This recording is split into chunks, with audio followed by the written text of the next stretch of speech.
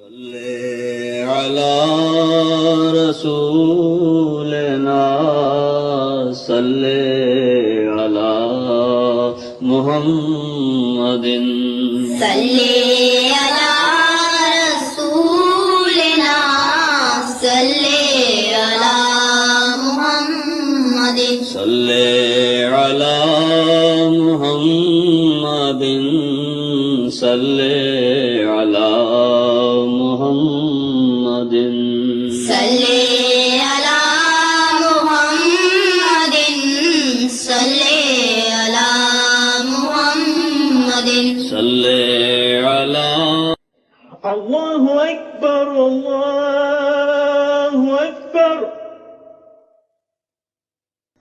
الله أكبر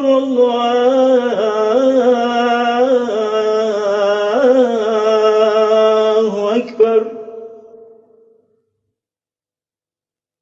أشهد أن لا إله إلا الله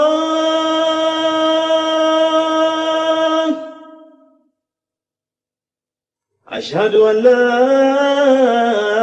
إله إلا الله أشهد أن محمدا رسول الله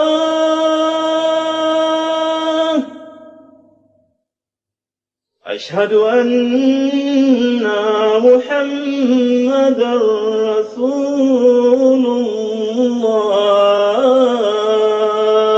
الله حي على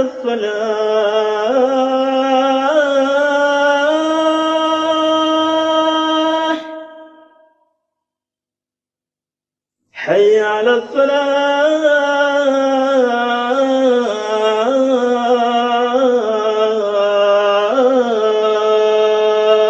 الفلاح حي على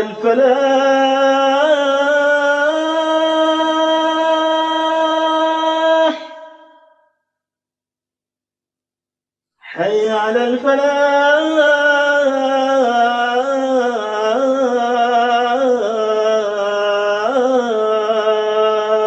الفلاح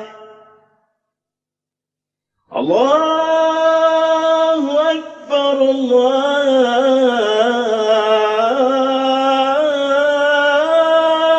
الله أكبر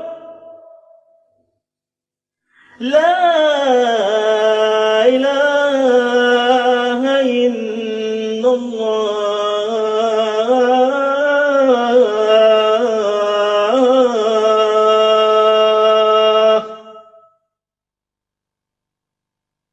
لا إله إلا الله وحده لا شريك له وأشهد أن محمدا عبده ورسوله أما بعد فأعوذ بالله من الشيطان الرجيم بسم الله الرحمن الرحيم الحمد لله رب العالمين الرحمن الرحيم مالك يوم الدين إياك نعبد وإياك نستعين اهدنا الصراط المستقيم صراط الذين أنعمت عليهم غير غير المغضوب عليهم ولا الضالين.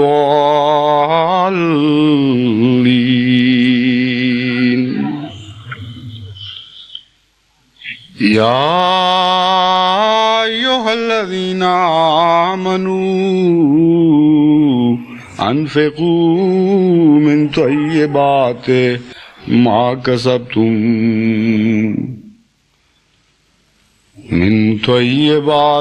كسبتم ومما أخرجنا لكم من الأرض ولا تيمموا الخبيث منه تنفقون ولستم بآخذيه إلا أن تغمضوا فيه واعلموا أن الله غني حميد.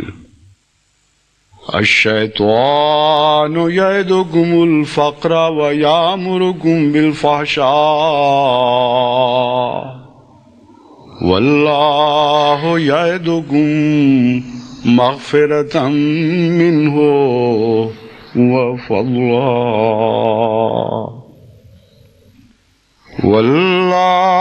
والله واسع عليم. يؤتي الحكمة من يشاء ومن يؤت الحكمة فقد أوتي خيرا كثيرا وما يذكر إلا أولي الألباب. وما أنفقتم من نفقة أو نذرتم من نذر فإن الله يعلمه وما للظالمين من أنصار. إن تبدوا الصدقات فنعما هي وإن تخفوها وتؤتوها الفقراء فهو خير لكم ويكفر عنكم من سيئاتكم والله بما تعملون خبير.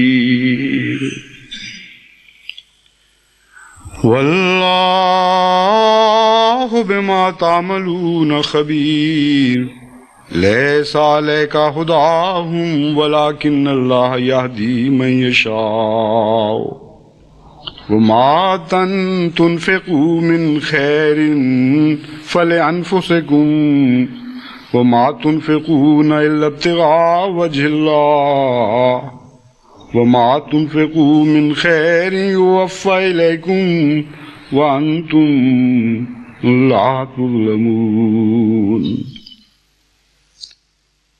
للفقراء الذين أسروا في سبيل الله لا يستطيعون ضربا في الأرض يحسبهم الجاهل أغنياء من التعفف تعرفهم بسيماهم لا يسألون الناس إلحافا وما تنفقوا من خير فإن الله به عليم. یہ آیات جن کی میں نے تلاوت کی ہے یہ سورہ البقرہ کے 37ویں رکوع پر مشتمل ہیں اور 268 سے لے کر 274 تک آیات ہیں. ان آیات میں انفاق فی سبیل اللہ کی حکمت اور ان لوگوں کا حال بیان کیا گیا ہے جو انفاق فی سبیل اللہ سے ڈرتے ہیں یا پیچھے رہ جاتے ہیں. اور انفاق فی سبیل اللہ کا فلسفہ اور وہ تمام ضروری آداب ان آیات میں ہمیں سکھائے گئے ہیں جو انفاق فی سبیل اللہ یعنی اللہ کی راہ میں خرچ سے تعلق رکھتے ہیں۔ ان آیات کے مطالعہ سے مجھے یوں محسوس ہوا جیسے 1400 سال پہلے کسی نے جماعت احمدیہ کے آج کل کے حالات کو سامنے دیکھ کر اس کی تصویر اتاری ہو، اور جماعت کے دشمنوں کی بھی کچھ جھلکیاں اس میں دے دی گئی ہوں کہ ان کا کیا حال ہے اور ان لوگوں کا کیا حال ہے۔ بڑے بڑے اچھے دنیا میں مصور ہوتے ہیں جو عکاسی میں کمال کر دیتے ہیں، تصویر کشی کو حد انتہا تک پہنچا دیتے ہیں، لیکن جیسی تصویر کشی قرآن کریم نے فرمائی ہے اس کی کوئی مثال دنیا میں اور نظر نہیں آتی۔ تصویر کشی کا کمال صداقت کے ساتھ تعلق رکھتا ہے، سچائی اور تصویر کشی کا گہرا تعلق ہے۔ جتنا سچا آرٹسٹ ہوگا اتنی اعلیٰ درجے کی اس کی تصویر ہوگی، اور کوئی آرٹسٹ بھی سچائی کا حق ادا کر نہیں سکتا، کیونکہ وہ عالم الشہادہ تو ہو جاتا ہے کسی حد تک، عالم الغیب نہیں ہوتا۔ اس لیے مناظر کی سطحیں تو وہ کھینچ لیتا ہے، مناظر کے پس پردہ کیفیات اس کی نظر اور اس کے قلم سے اوجھل رہتی ہیں، مگر ہمارا خدا وہ عالم الغیب و شہادہ خدا ہے جو ظاہر کو بھی دیکھتا ہے اور اس کی بھی تصویر کشی کرتا ہے، اور باطن پر بھی نظر رکھتا ہے، اور باریک در باریک لطیف کیفیات کو بھی نظر سے اوجھل نہیں رہنے دیتا۔ قرآن کریم فرماتا ہے یا ایھا الذین آمنوا انفقوا فی من طیبات ما کسبتم، اے ایمان لانے والو جو کچھ تم کماتے ہو ان میں سے طیبات خدا کے حضور پیش کیا کرو۔ وَمِمَّا أَخْرَجْنَا لَكُم مِّنَ الْأَرْضِ، اور ان چیزوں میں سے پیش کیا کرو جو خود ہم نے ہی تمہارے لیے زمین میں سے نکالی ہیں۔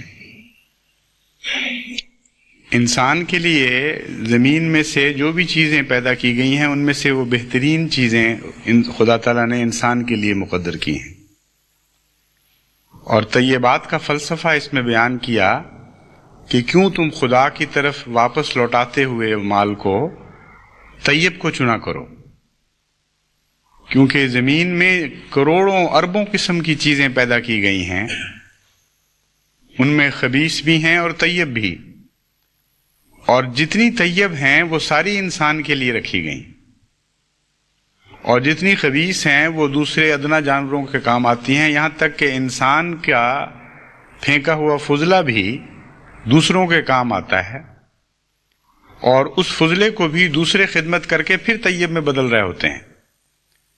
تو سارا نظام کائنات اگر آپ غور کریں تو خبیث کو طیب میں بدلنے کا ایک نظام ہے، اور جب وہ طیب بن جاتا ہے تو پھر انسان کے حضور پیش ہو جاتا ہے۔ تو اللہ تعالیٰ فرماتا ہے کہ دو باتوں کو پیش نظر رکھنا، ایک تو یہ کہ تم ہمیں نہیں دے رہے بلکہ ہم تمہیں دے رہے ہیں، اور اگر ہم دینا بند کر دیں تو تمہارے پاس کچھ بھی نہیں رہے گا۔ اگر زمین اگانا بند کر دے، اگر آسمان برسانا بند کر دے، تو جن امور پر تم فخر کرتے ہو اور اپنا سمجھ رہے ہو ان میں سے کچھ بھی تمہارے پاس باقی نہ رہے۔ اور پھر یہ بھی خیال رکھنا کہ ہم تمہیں بہترین دے رہے ہیں زمین میں سے، تم ہمیں دیتے وقت ایسی خبیث چیز نہ دینا، ایسی گندی چیزیں نہ دینا۔ وَلَسْتُمْ بِآخِذِيهِ إِلَّا أَن تُغْمِضُوا فِيهِ، کہ خود کوئی تمہیں پیش کرے تو شرم اور حیا سے تمہاری آنکھیں جھک جائیں، یا چھپ کر لینا تو قبول کر لو، سر عام لینا قبول نہ کرو۔ چنانچہ اکثر ہمارے ملک میں بدقسمتی سے صدقات اور خیرات میں یہی طرز اختیار کی جاتی ہے کہ جو گندی چیز ہو، جو کسی کام کی نہ رہی ہو، اسے لپیٹ لپاٹ کے تاکہ لینے والے کو بھی نہ پتہ لگے کہ کیا دیا جا رہا ہے، اس طرح پیش کر دیا جاتا ہے کہ گھر جاتا ہے تو پتہ چلتا ہے کہ وہ کیا چیز تھی۔ تغمزو کا تو خیال یہ اب دینے والے رکھنے لگ گئے ہیں. پہلے زمانے میں شاید انسان کی یہ کیفیت ہوتی تھی کہ کھلم کھلا دے دیا کرتا تھا کہ یہ کمزوری ہے اس میں، چاہتے ہو تو لے لو. تو اس وقت نگاہیں نیچی کرنے کا سوال تھا. اب ایسے ایسے بھی پیدا ہو چکے ہیں انسان جو دیتے وقت اس طرح لپیٹ دیتے ہیں کہ کسی کو آنکھیں نیچی نہ کرنی پڑے. چنانچہ ایک مراسی بیچارے کے متعلق آتا ہے قصہ کہ کسی چودھری نے اس کو پگڑی لپیٹ کر دی، جو پلو بالکل صاف تھا وہ اوپر لپیٹ دیا اور یہ نہیں پتہ لگ رہا تھا کہ اندر ہے کیا. تو جا کے اس نے کھولی تو وہ تو ساری سوراخ تھی، جہاں سے ہاتھ پڑتا تھا وہ پھٹنے لگ جاتی تھی. خیر وہ مراسی بھی اپنا انتقام لے لیا کرتے ہیں. دوسرے دن وہ حاضر ہوا اور اس نے پگڑی اسی طرح لپیٹ کر واپس پیش کی کہ حضور یہ پگڑی واپس لے لیں، یہ تو بہت اونچی ہے مجھ سے، اور ساری رات، یہ تو بہت بزرگ پگڑی ہے، مجھے سونے نہیں دیا، ساری رات لا الہ الا اللہ پڑھتی رہی، ایک منٹ خاموش نہیں ہوئی. تو چودھری نے کہا بیوقوف، لا الہ الا اللہ پڑھتی لیے محمد رسول اللہ نہیں پڑھا؟ اس نے کہا نہیں، حضور سے پہلے کی تھی، یعنی اس زمانے سے پہلے کی ہے. تو یہ ہے وہ انسان کا طریق خدا کی راہ میں پیش کرنے کا. تو اللہ تعالیٰ فرماتا ہے کہ ہم تو خبیث چیزیں نہیں بلکہ طیب چیزیں تمہیں دیتے ہیں. تمہاری خبیث پھینکی ہوئی چیزوں کو بھی ہمارا سارا نظام خدمت کے طور پر مسخر ہوتا ہے اور اسے صاف کر کر کے طیب بنا بنا کے پھر تمہیں پیش کرتا چلا جاتا ہے. اور تم ہماری طیب دی ہوئی چیزوں کو خبیث بنا بنا کر ہمارے سامنے پیش کرتے ہو، کچھ حیا تو کرو. اس لیے جب ہمارے حضور پیش کیا کرو تو یاد رکھنا کہ ہم ہی تمہیں دینے والے ہیں اور ہم تمہیں بہترین دینے والے ہیں، اس لیے بھی تم واپس بہترین کر کے ہماری خدمت میں پیش کیا کرو. وَاعْلَمُوا أَنَّ اللَّهَ غَنِيٌّ حَمِيدٌ، اور یاد رکھو خدا تعالیٰ غنی ہے، یعنی اس کو مال کی ضرورت نہیں ہے، اور حمید ہے، وہ صاحب تعریف ہے، اس کا طیب سے تعلق ہے. جو حمید ہو اس کو طیب کے سوا کچھ پہنچ ہی نہیں سکتا، اور جو غنی ہو وہ ویسے مال سے مستغنی ہے. تمہارا رکنا، تمہارا نہ دینا کچھ بھی خدا کے خزانے میں کمی پیدا نہیں کر سکتا. اس کے اور مقاصد ہیں، اور وہ مقاصد پھر اب خدا تعالیٰ بیان فرماتا ہے کہ ہم جو تم سے راہ خدا میں خرچ کرنے کی توقع رکھتے ہیں، تمہیں ہدایت دیتے ہیں، اس کی وجہ کیا ہے. دو قسم کے نظام خدا تعالیٰ نے اب یہاں بیان فرمائے ہیں، ایک شیطانی نظام اور ایک رحمانی نظام. فرماتا ہے الشیطان یعدکم الفقر ویامرکم بالفحشاء، شیطان تمہیں فقر سے ڈراتا ہے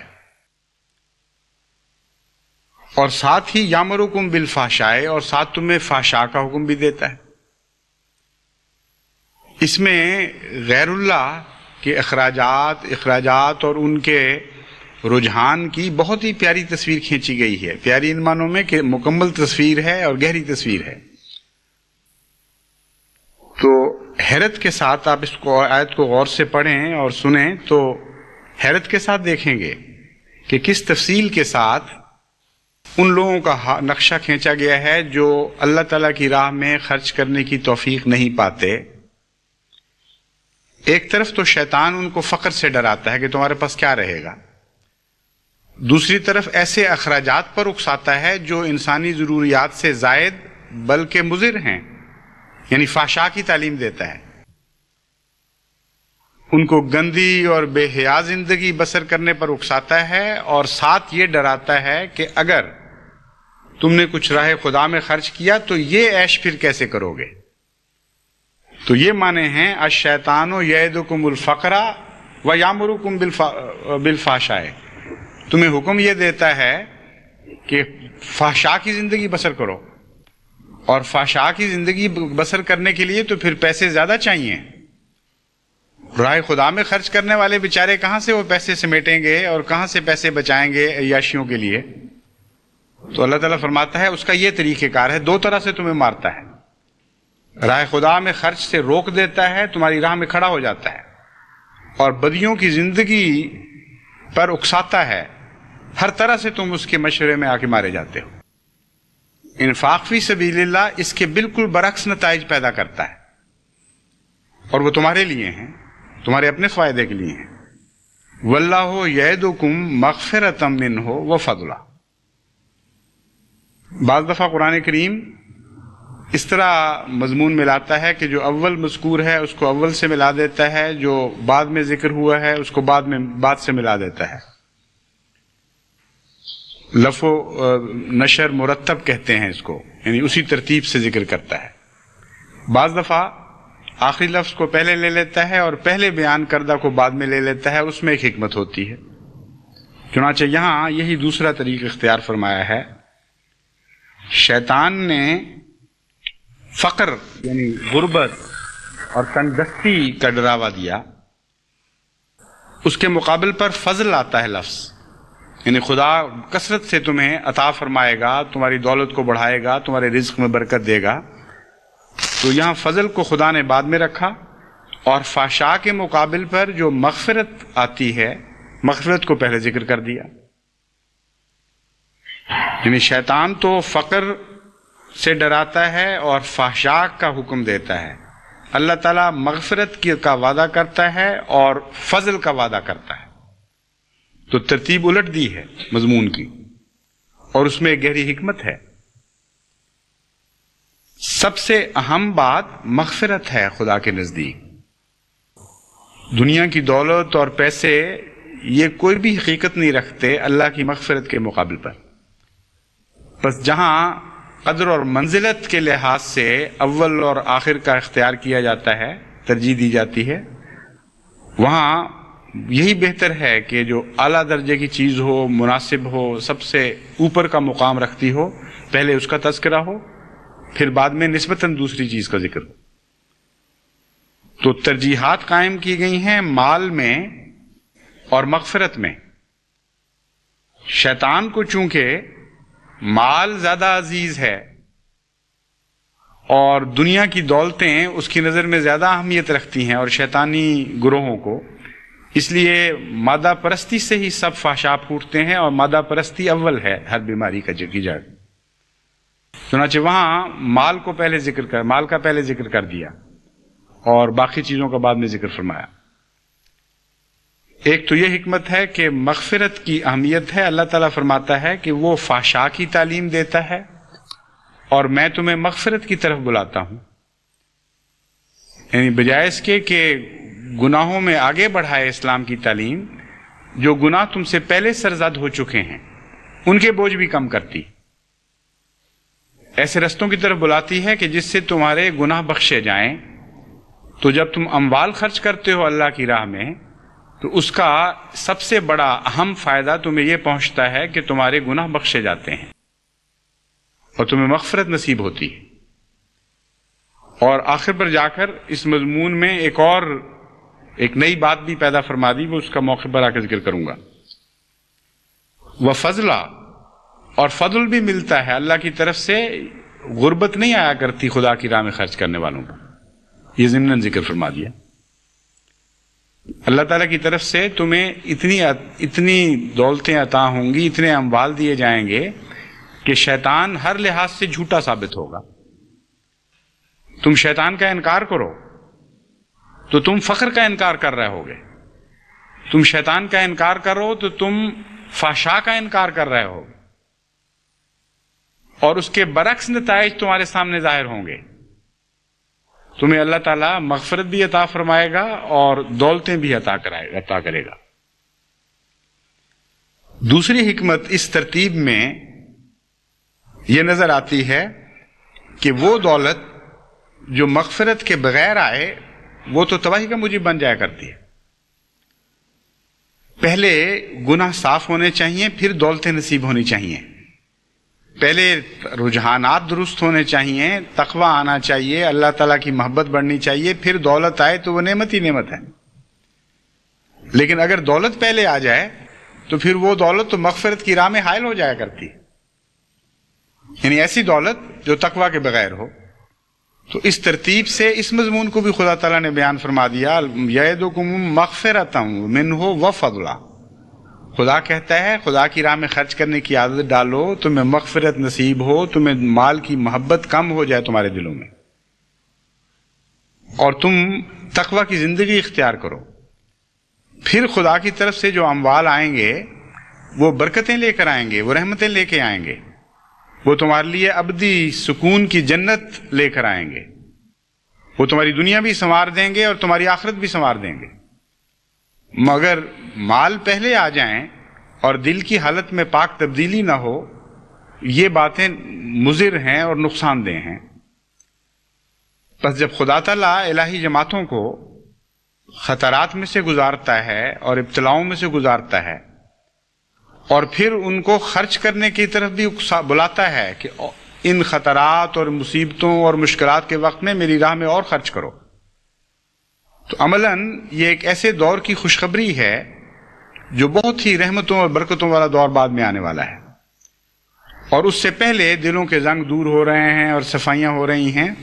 جس طرح جلسہ سالانہ میں مہمانوں کے آنے سے پہلے ہم دیگیں صاف کروایا کرتے تھے، کہیں وہ تیزاب گھل رہا ہے ان کے اندر، کہیں کلیاں قلعی ہو رہی ہے، اور صفائیاں ہر قسم کی، تو بہت کثرت سے چیز ملنی ہو تب یہ صفائیاں ہوا کرتی ہیں۔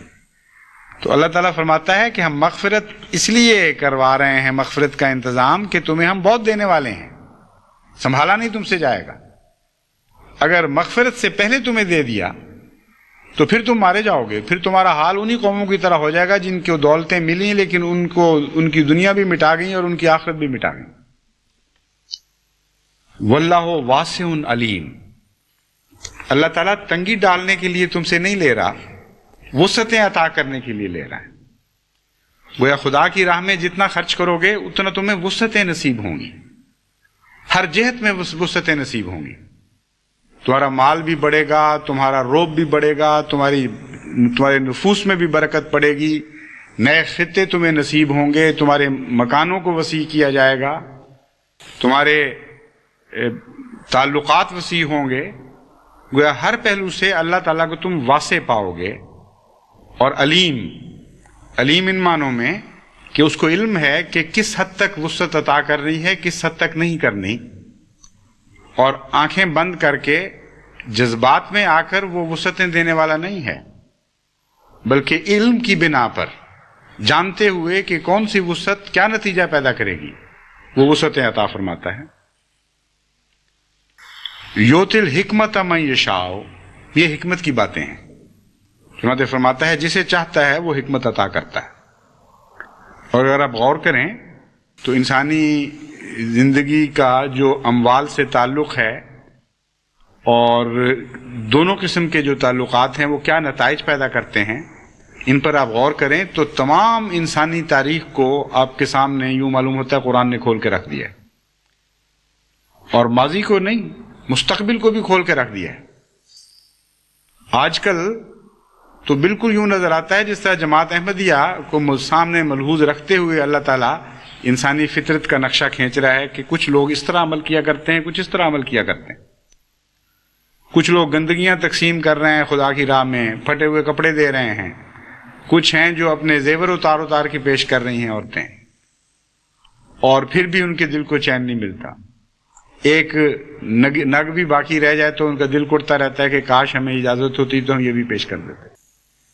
تو یہ جو دو فریق ہیں ان کے نقشے اتنے کھل کر سامنے رکھے گئے ہیں کہ اگر کسی نے صداقت کو پہچاننا ہو تو انفاق فی سبیل اللہ کرنے والوں کو دیکھے، خدا کے نام پر کون کس طرح خرچ کر رہا ہے۔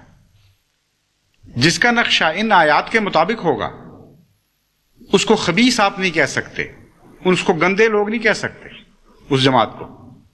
جس کا نقشہ دوسری جہت پہ ہوگا جو قرآن کریم نے خود کھینچا ہے، ان کو آپ پاک باز نہیں کہہ سکتے، ان کو خدا والے نہیں کہہ سکتے۔ تو جس طرف بھی آپ نظر ڈالیں آپ کو صداقت کا پہچاننا کوئی مشکل نہیں ہے۔ قرآن کریم نے خوب کھول کھول کر یہ مضامین بیان فرمائے ہیں۔ چنانچہ ایک ایسی عورت کا بھی ہمیں اپنی سوسائٹی میں ذکر ملتا ہے، اور یہ کسی احمدی کا بنایا ہوا لطیفہ نہیں ہے، یہ تو عام مشہور عام ہے کہ ایک بی بی نے ایک مولوی صاحب کو، گاؤں کے جو مولوی ہیں ان کو کھیر بھیجی ایک مٹی کے برتن میں، اور وہ جب کھیر لے کے گیا تو اس کے مولوی صاحب تو بڑے متعجب ہوئے، کیونکہ ان کو اکثر تو وہ بچی روٹیاں اور باسی سالن وغیرہ دیا کرتی تھی. تو مولوی صاحب نے کہا کہ آج کیا بات ہے، خیر ہے گھر میں، کوئی مبارک بات ہے کہ آج کھیر آ گئی ہے وہاں سے. تو بچہ بیچارہ معصوم تھا، اس نے کہا نہیں مولوی صاحب وہ کتا منہ ڈال گیا تھا اس کو، اس لیے امی نے بھجوا دی. مولوی صاحب کو غصہ آیا، انہوں نے اٹھا کے برتن پھینکا، مٹی کا برتن تھا، ٹوٹ گیا. تو بچہ رونے لگا کہ مولوی صاحب آپ نے تو مروا دیا مجھے، واپس جاؤں گا امی ماریں گی کہ اب منع کو پیشاب کس چیز میں کرایا کریں گی، اسی برتن میں کرایا کرتی. تو ایک خدا کے نام پر ایسا خبیثانہ خرچ بھی ہے کہ جن کو تم قوم کا معزز سمجھتے ہو، جن کے ہاتھ میں اپنے دین کی لگام دی ہوئی ہے، تم نے جن سمجھتے ہو کہ جن کی باتوں پر اعتماد کر کے تمہارے لیے جنت یا جہنم کے فیصلے ہوں گے، جو عملاً حقیقت میں قوم کے سردار کہلانے چاہیے، ان کو تم خدا کے نام پر یہ خبیث چیزیں دیتے ہو اور پھر کہتے ہو کہ تم خدا والے ہو. اور ایک طرف احمدی خواتین ہیں کہ جن کو نفرتیں ہو گئی ہیں اپنے زیوروں سے. بعض ایسی ہیں جن کے مرحوم ماں باپ نے بڑی محنت اور پیار کے ساتھ نشانیاں دی تھیں، اور نشانیاں اتار کے گلوں سے پھینک رہی ہیں اور اپنے ہاتھوں سے اتار کے پھینک رہی ہیں، اور اس کثرت کے ساتھ ایسی اطلاعیں مل رہی ہیں کہ ان کا بیان ہی ممکن نہیں. وہ کہتے ہیں یہ جو ہماری سب سے اچھی چیز ہے یہ ہم خدا کو پیش کرنا چاہتے ہیں. کہاں یہ جماعت، کہاں وہ جماعت.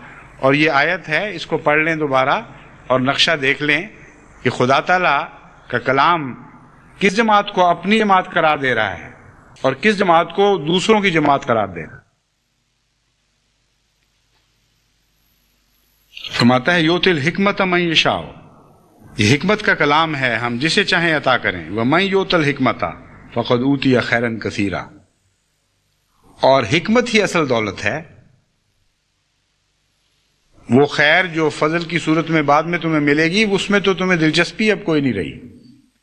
ہم حکمتیں جو تمہیں عطا کر رہے ہیں اور تمہیں حکمتوں کا عاشق بنا دیا ہے ہم نے، تو دیں گے تو ہم ضرور، لیکن اعلیٰ مقاصد میں خرچ کی خاطر. تمہاری تمنا پوری ہوگی حکمتوں کے نتیجے میں جو ہم تمہیں عطا کرتے ہیں، کیونکہ تمہارے نزدیک سب سے بڑی دولت اللہ کی طرف سے عطا کردہ حکمت ہے. وما تذکروا الا اولو الالباب، اور یہ باتیں صاحب عقل لوگوں کے سوا کسی کو نہیں سمجھ آیا کرتی. فرماتا ہے جہاں تک اس بات کا تعلق ہے کہ تم خدا کی راہ میں جو خرچ کرتے ہو تو وہ خرچ کسی کے علم میں بھی آیا ہے کہ نہیں، تو اللہ فرماتا ہے وما انفقتم من نفقۃ، جو تم خرچ کرتے ہو، اور نذرتم من نذر، اور جو خرچ کی تمنا رکھتے ہو. تمہارا دل چاہتا ہے کہ کریں اور نہیں ہوتا، پھر تم نظریں مانتے ہو کہ اے خدا یہ ہمیں مل جائے تو ہم یہ خرچ کریں گے، وہ مل جائے تو ہم وہ خرچ کریں گے. فرماتا ہے کیے ہوئے خرچ پر بھی خدا کی نظر ہے، اور اس خرچ پر بھی نظر ہے جس کی حسرتیں تم دلوں میں رکھتے ہو، جن کی تمنائیں لیے ہوئے ہو. گویا دونوں خدا نے مقبول کر لیے. یعلمہ کا یہ مطلب نہیں ہے کہ صرف نظر ہے، مراد یہ ہے کہ اللہ تعالیٰ کے علم میں آیا، گویا خدا کو مل گیا تمہاری طرف سے.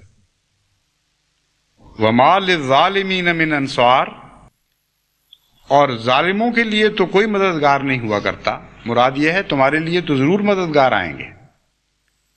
ہم تو ظالموں کو نہیں مدد دیا کرتے، لیکن ایسے پیاروں کو جو ہماری خاطر خرچ کرتے ہیں اور پھر خرچ کی اتنی تمنا رکھتے ہیں، یہ کیسے ہو سکتا ہے کہ ہم ان کو مدد کے بغیر چھوڑ دیں. ان تبدوا الصدقات فنعما ہی وان تخفوها وتؤتوها الفقراء فهو خیر لکم ویکفر عنکم من سیئاتکم. اب صدقات تم اگر کھلم کھلا پیش کرو تاکہ لوگوں میں تحریک پیدا ہو اور خدا کی راہ میں ایک دوسرے سے بڑھ کر اموال خرچ کیے جائیں، تو یہ بھی بہت اچھی نیت ہے. اور اگر تم چھپا کر غریبوں میں اس طرح دو کہ کسی کی نگاہ نہ پڑے، تو یہ بھی تمہارے لیے بہتر ہے. خیر الکم سے مراد یہ ہے کہ تمہیں اس خطرے سے بچائے گی یہ بات کہ تم میں ریا پیدا ہو جائے، تم میں دکھاوا آ جائے اور بظاہر نیکی پر خرچ کر رہے ہو لیکن عملاً اپنی انانیت کے اوپر خرچ کر رہے ہو، ان خطرات سے بچ جاؤ گے۔ واللہ بما تعملون خبیر، اور جس طرح بھی تم خرچ کرو گے یہ یاد رکھ لینا کہ اللہ کی اس پر نظر ہے۔ تو ظاہر کا خرچ بھی اور باطن کا خرچ بھی، یہ دونوں خرچ تب مقبول ہوں گے اگر اس طریق پر کیے جائیں کہ انسان واقف ہو اس بات سے کہ خدا نظر رکھتا ہے۔ پر خدا کی نظر کو ملحوظ رکھتے ہوئے اگر ہم کھلا کھلا خرچ کریں تو اس کو ریاکاری نہیں کہا جا سکتا، کیونکہ ریاکاری تو خدا کے سامنے اس طرح غائب ہو جاتی ہے جس طرح شبنم اڑ جاتی ہے سورج کو دیکھ کر۔ جس کی توجہ خدا کی طرف ہو کہ اللہ میرے معاملات سے باخبر ہے، میری روح کے پاتال تک نظر رکھتا ہے، وہ جب کھلم کھلا خرچ بھی کرتا ہے تو خدا کی نظر کی خاطر کرتا ہے، اس وجہ سے تاکہ قوم میں تحریک پیدا ہو، ایک عام رجحان پیدا ہو جائے۔ اور جب وہ چھپ کے کرتا ہے تو تب بھی جانتا ہے کہ میں اپنی کسی چیز کو خدا سے چھپا نہیں سکتا۔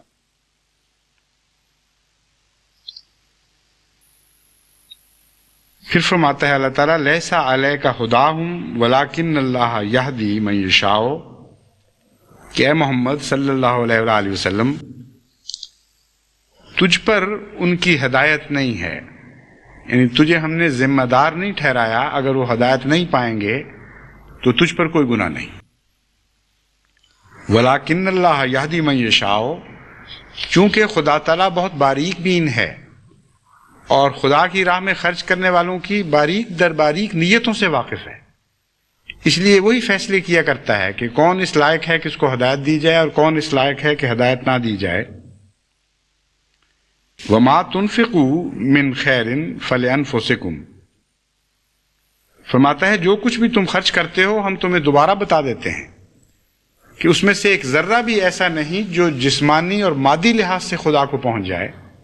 فلانفسکم، وہ بالآخر تمہارے اندر خرچ ہوتا ہے، یا وہ تمہاری انفرادی بھلائی کے لیے خرچ ہوتا ہے یا وہ تمہاری قومی بھلائی کے لیے خرچ ہوتا ہے۔ قومی زندگی نصیب ہوتی ہے، قوم کو طاقت عطا ہوتی ہے۔ تو تم جو سوچ رہے تھے کہ ہم خدا کو دے رہے ہیں تو یہ دماغ سے نکال دو بالکل، کہ عملاً اس کا کچھ حصہ مادی لحاظ سے خدا کو پہنچ رہا ہے، تمہاری اپنی تقویت کا موجب ہے۔ وہ قومیں جو خرچ کرتی ہیں قومی لحاظ سے، ان کی کیفیتیں بدلتی رہتی ہیں، ان میں عظیم الشان طاقتیں پیدا ہو جاتی ہیں، اور وہ افراد جن پر اب قومیں خرچ کیا کرتی ہیں ان افراد کی بھی حالتیں بدلنے لگتی ہیں، ان لوگوں میں فقیر نہیں رہتے، ان لوگوں میں مسکین نہیں رہتے، رفتہ رفتہ ساری قوم کی حالت بدل جاتی ہے۔ تو فرمایا سب کچھ یاد رکھو کہ تمہارے لیے ہے، لیکن ایک بات ہم تمہیں بتا دیتے ہیں ہمارے لیے کیا ہے، ایک چیز ہمارے لیے بھی ہے، وَمَا تُنْفِقُونَ إِلَّا ابْتِغَاءَ وَجْهِ اللَّهِ، ہمارے لیے یہ ہے کہ ہم جانتے ہیں کہ تم نے قوم کی خاطر خرچ نہیں کیا تھا، تم نے ہماری خاطر کیا تھا، تم نے جو کچھ دیا تھا ہماری محبت میں دیا تھا، یہ وہ چیز ہے جو ہمیں پیاری ہے اور یہ ہمارے لیے ہے۔ اور ہم تمہیں اس کے نتیجے میں ایک اور وعدہ بھی تم سے کرتے ہیں کہ چونکہ تم نے ہماری خاطر خرچ کیا تھا، وَمَا تُنْفِقُوا مِنْ خَيْرٍ يُوَفَّ إِلَيْكُمْ وَأَنْتُمْ لَا تُظْلَمُونَ، تم نے جو کچھ بھی خرچ کیا ہے ہماری راہ میں، اگرچہ پہلے ہی وہ تمہیں فائدہ پہنچا رہا ہے، تمہارے اپنے لیے ہے، لیکن اس وجہ سے کہ ہماری خاطر تھا، ہمارا نام بیچ میں آ گیا، ہم تم سے یہ بھی وعدہ کرتے ہیں کہ اس کی پائی پائی تمہیں واپس لوٹائی جائے گی۔ وَأَنْتُمْ لَا تُظْلَمُونَ، انتم لا تظلمون کا بظاہر تو یہ مطلب ہے تم ظلم نہیں کیے جاؤ گے، مگر عربی میں یہ محاورہ ہے جس طرح انگریزی میں بھی ہے کہ نفی جتنی مضبوط ہو اتنا ہی زیادہ مثبت معنی آ جاتے ہیں۔ لا تظلمون کا یہ مطلب نہیں ہے کہ تم سے ناانصافی نہیں کی جائے گی، لا تظلمون کا مطلب یہ ہے تمہیں اس کثرت سے دیا جائے گا کہ گویا تم سے سنبھالا نہ جائے، بالکل برعکس معنی ہے اس کا۔ ناانصافی کا تو سوال ہی کوئی نہیں، تو وفونا میں وہ ناانصافی والا حصہ پہلے ہی ختم کر دیا گیا تھا۔ یوفا الیکم میں یوفا کا مطلب ہے پورا پورا تمہیں دے دیا جائے گا، جب پورا پورا دے دیا گیا تو پھر ناانصافی کا کیا سوال ہے۔ لا تظلمون کا مطلب یہ ہے کہ اس سودے میں تم یہ دیکھو گے کہ تم گھاٹا کھانے والے نہیں، بہت کثرت سے تمہیں خدا تعالیٰ عطا فرمائے گا۔ للفقراء الذین احصروا فی سبیل اللہ لا یستطیعون ضربا فی الارض ویحسبهم الجاہل اغنیاء من التعفف۔ یہاں ایک معنی معروف اس آیت کا یہ ہے کہ یہ خرچ جو تمہارے لیے ہے فلانفسکم، کن معنوں میں تمہارے لیے ہے؟ للفقراء الذین احصروا فی سبیل اللہ، یہ ان غریبوں کو عطا ہوگا قوم کی طرف سے، ان کے اوپر خرچ کیا جائے گا، الذین احصروا فی سبیل اللہ، جن کو خدا کی راہ میں چلنے کی بھی مقدرت نہیں رہی، گھیرے پڑ گئے ہیں، قوم نے ان کے لیے نجات کی راہیں بند کر دی ہیں۔ لا یستطیعون ضربا فی الارض، ان کو یہ بھی اجازت نہیں کہ وہ ملک چھوڑ کر کہیں اور چلے جائیں۔ یحسبهم الجاہل اغنیاء من التعفف، تعفف کی وجہ سے جاہل ان کو امیر سمجھ رہا ہے۔ تعرفهم بسیماہم، تو ان کے چہروں کی نشانیوں سے ان کو پہچانتا ہے۔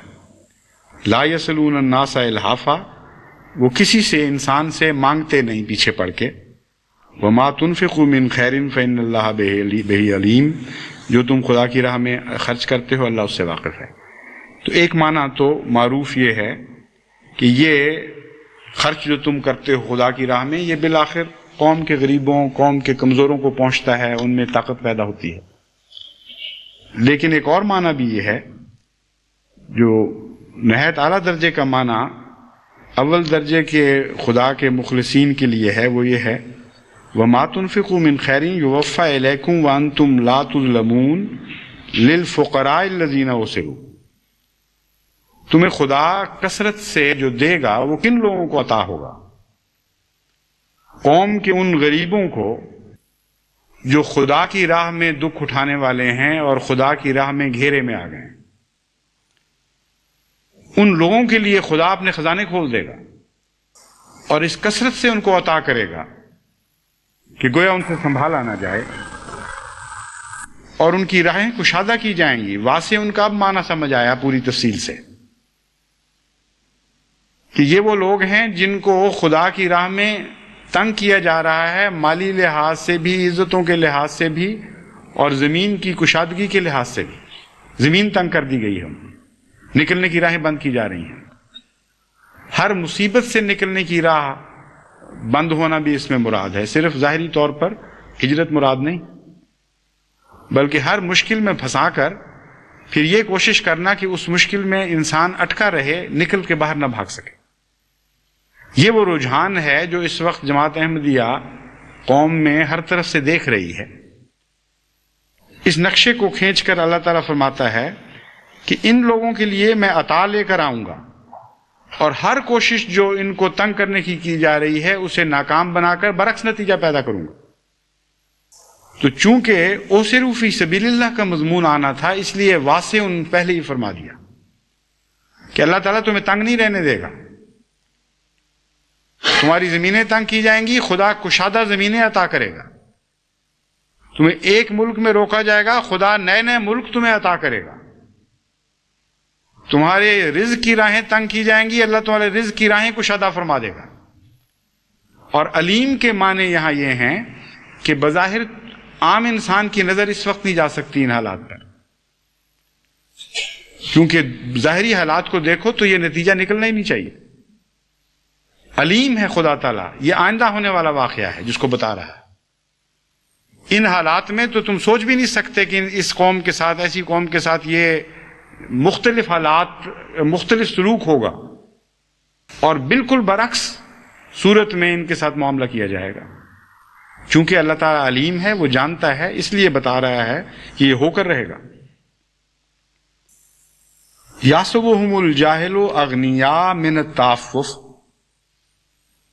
اس کا ترجمہ عموماً یہ کیا جاتا ہے، اور یہ بھی درست ہے، کہ جاہل لوگ ان کو اپنے غنائے نفس کی وجہ سے،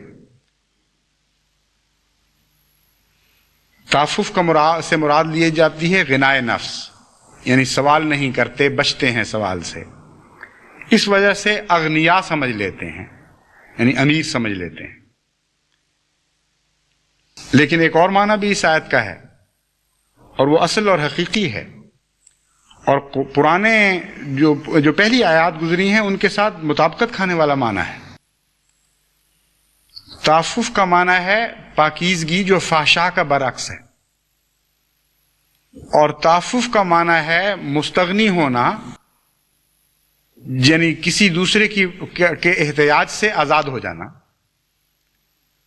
تو یہاں الہی جماعتوں کا ایک حیرت انگیز نقشہ کھینچا گیا ہے جو شیطانی کوشش کے بالکل برعکس ہے، اور یہ اسی آیت کی ایک برعکس تصویر کھینچی گئی ہے جو پہلے گزر گئی ہے، کہ شیطان تمہیں فحشا کی تعلیم دیتا ہے اور فقر سے ڈراتا ہے کہ تم نے تو فحشا کی زندگی اختیار کرنی ہے، میں تمہارے دل میں تمنائیں پیدا کر چکا ہوں اور فقر اس کی راہ میں حائل ہو جائے گا، اس لیے بچاؤ.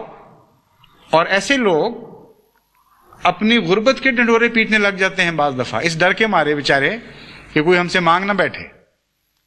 کہتے ہیں جی اتنا نقصان ہو گیا، لوگ کیا سمجھتے ہیں؟ وہ لوگ سمجھتے ہیں جی بڑی تجارتیں ہیں. یہ نہیں نا پتا کہ آگے سے نقصانات کتنے کتنے ہوتے ہیں. لوگ سمجھتے ہیں بڑی تنخواہ مل رہی ہے، لیکن پھر ٹیکس، پھر اخراجات، پھر سفید پوشیاں. اچھا بھلا خدا نے رزق عطا کیا ہوتا ہے، اور وہ تعفف وہ بھی ایک اختیار کرتے ہیں برعکس قسم. فقر سے ڈر کر وہ خود اپنے فقر کے ڈنڈورے پیٹتے رہتے ہیں کہ غریب نہ ہو جائیں، اس لیے کیوں نہ خود ہی اپنے آپ کو غریب کہنا شروع کر دیں. اللہ تعالیٰ فرماتا ہے کہ وہ جاہل دیکھو اپنے آپ کو خود فقیر بنا کے ظاہر کر رہے ہیں کہ مارے جائیں گے ہم خرچ کریں گے. یہ جو فرمایا ہے یعدکم الفقر، شیطان تمہیں فقر سے ڈراتا ہے، اس کے یہی معنی ہیں کہ وہ اپنے آپ کو فقیر ظاہر کرتے ہیں ڈر کے مارے کہ ہم فقیر نہ ہو جائیں. دوسری طرف کچھ غریب بندے ہیں خدا کے، اس کے در کے فقیر، لیکن وہ اتنے پاک باز ہو چکے ہیں کہ ان کی ضروریات سکڑ گئی ہیں. نیکی اور تقوی کی وجہ سے زندگی کی زائد ضروریات میں ان کو دلچسپی نہیں ہے، اور اس کی وجہ سے انہیں ایک اور تعفف نصیب ہوتا ہے. یعنی فحشا کے برعکس ایک ہی لفظ رکھا جس نے دونوں معنی پیدا کر دیے. فحشا کے خلاف مضمون بھی عطا کر دیا اور فقر کے خلاف بھی مضمون دے دیا اس لفظ میں. اور وہ دوسرا معنی یہ ہے کہ وہ اپنی عصمت، اپنی پاکیزگی، اپنی قناعت نفس کی بنا پر امیر ہو جاتے ہیں. وہ دنیا کی احتیاج سے باہر نکل جاتے ہیں، ان کو سوال کی حاجت ہی نہیں رہتی کسی سے، اور دنیا کہتی ہے بڑے امیر لوگ. چنانچہ جماعت احمدیہ کے متعلق بین ہی یہی ہو رہا ہے آج کل. بڑی بڑی تیل کی دولتیں ہیں لوگوں کو نصیب، بڑی بڑی دنیا کی تجارتیں ہیں حکومتوں کے قبضے میں، اور انڈسٹریز ہیں، بڑی بڑی امیر قومیں ہیں. لیکن ان لوگوں سے بھی جب آپ بات کریں تو کہتے ہیں جماعت احمدیہ بڑی امیر ہے. چنانچہ مجھے تعجب ہوا، مجھ سے کئی ملنے والے آتے رہتے ہیں یہاں، جب سنتے ہیں کہ میں یہاں آیا ہوا ہوں تو انگلستان کے بعض بڑے بڑے اس فہم والے لوگ، بعض دفعہ امریکہ کے بھی، دوسرے ممالک کے بھی آتے ہیں تو ملتے ہیں. احمدیوں کو عادت ہے وہ بتا دیتے ہیں کہ فلاں شخص آیا ہوا ہے، اور شوق بھی ہوتا ہے کہ ملائیں. چنانچہ وہ ذکر کرتے ہیں تو لوگ آنا شروع ہو جاتے ہیں.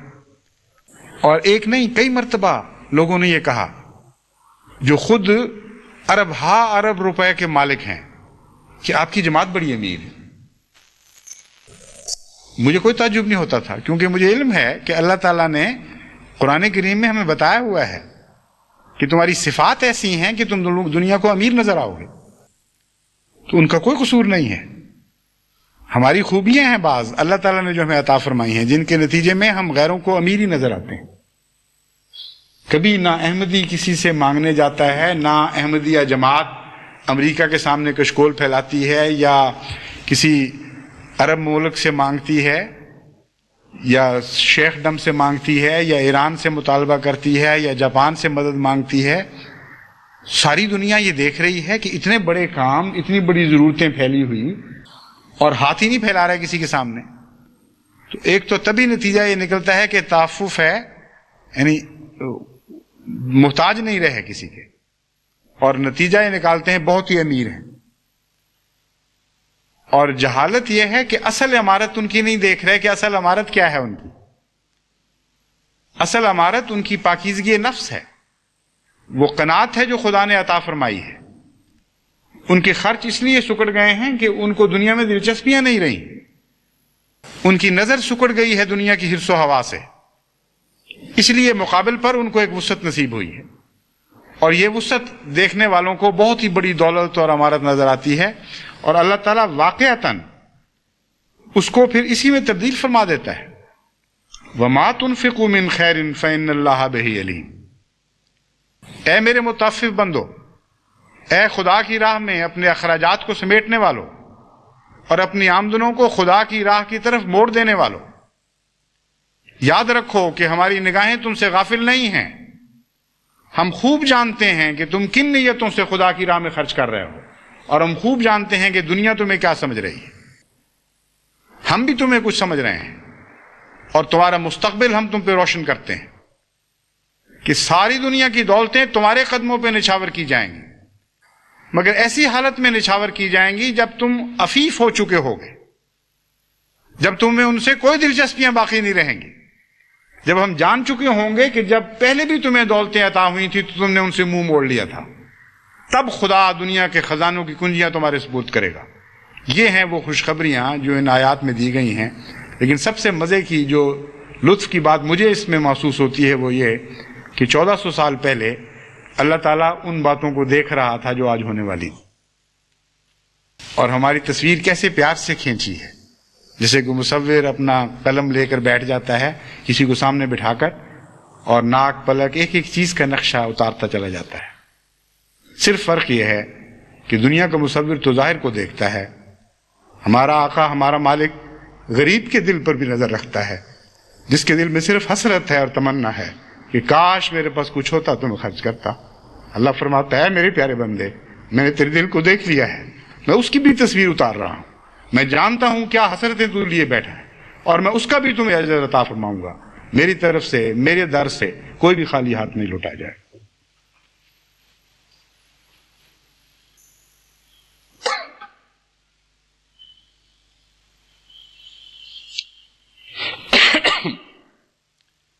الحمدللہ نحمدہ ونستعینہ ونستغفرہ ونؤمن بہ ونتوکل علیہ ونعوذ باللہ من شرور انفسنا ومن سیئات اعمالنا. من يهده الله فلا مضل له ومن يضلله فلا هادي له ونشهد أن لا إله إلا الله وحده لا شريك له ونشهد أن محمدا عبدہ ورسولہ. عارف صاحب کا جنازہ آگے ہے، آگے ہے، وہ یاد نہیں کرایا اس بیچ میں. جنازہ ہوگا جمعے کے بعد. ہمارے ایک سلسلے کے بڑے مخلص خادم عارف بھٹی صاحب کہلاتے تھے، محمد عارف بھٹی، یہ اچانک حرکت قلب بند ہونے سے وفات پا گئے. بہت مخلص تھے، بڑے معمر، بہت معمر تو نہیں لیکن پھر بھی 75 سال کے قریب عمر تھی، اور یہاں بڑے شوق سے، خدام سے بھی زیادہ بڑھ کر مستعدی سے ڈیوٹی دیا کرتے تھے، اور صحت اچھی تھی دیکھنے میں، اللہ کے فضل کے ساتھ بہت اچھی صحت تھی. میں تو سمجھتا تھا کہ 55-56 سال کے ہوں گے، بعد میں پتہ لگا کہ 75 سال عمر تھی، مگر اپنی مستعدی اور شوق اور ولولے کی وجہ سے چھوٹے نظر آتے تھے. تو ان کو اچانک ہارٹ فیلئر ہوا ہے. پہلے تو کوئی اور بیماری بتائی گئی تھی، السر کہتے تھے پھٹا ہے، مگر بہرحال جو بھی ہو اللہ تعالیٰ کی مشیت جب آئے جس طرح آئے ہم راضی و رضا ہیں. ان کی نماز جنازہ ابھی جمعے کے بعد ہوگی، اس لیے سنتیں پڑھتے ہی دوست باہر جا کر صفیں بنا لیں. عباد اللہ رحمکم يرحمكم الله إن الله يأمر بالعدل والإحسان وإيتاء ذي القربى وينهى عن الفحشاء والمنكر والبغي يعظكم لعلكم تذكرون اذكروا الله يذكركم وادعوه يستجب لكم ولذكر الله أكبر